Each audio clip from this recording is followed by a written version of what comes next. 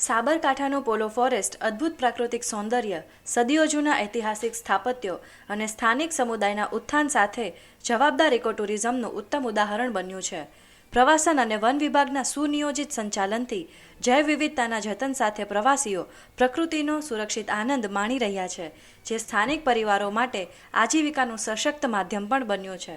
ચોમાસામાં લીલીછમ વનરાજી વચ્ચે વહેતી હરણાઓ અને વણજ નદીઓ, ધુમ્મસભરી ટેકરીઓ તેમજ મનોહર ટ્રેકિંગ રૂટ્સ રાજ્યભરના પ્રકૃતિ પ્રેમીઓને આકર્ષી રહ્યા છે. પહેલું આવે છે સતીના થાપા, જે છત્રી જેવું છે.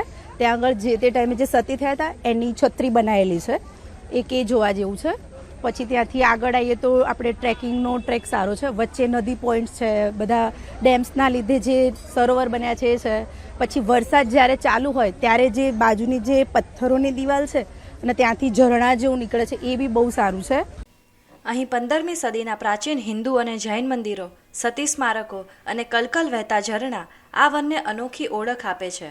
અહીંના સ્થાનિક આદિવાસી યુવાનો કુશળ ગાઈડ તરીકે સેવા આપી રહ્યા છે, જ્યારે મહિલા સંચાલિત સ્ટોલ્સ દ્વારા પરંપરાગત વાનગીઓ પીરસીને પરિવારો આર્થિક રીતે આત્મનિર્ભર બની રહ્યા છે.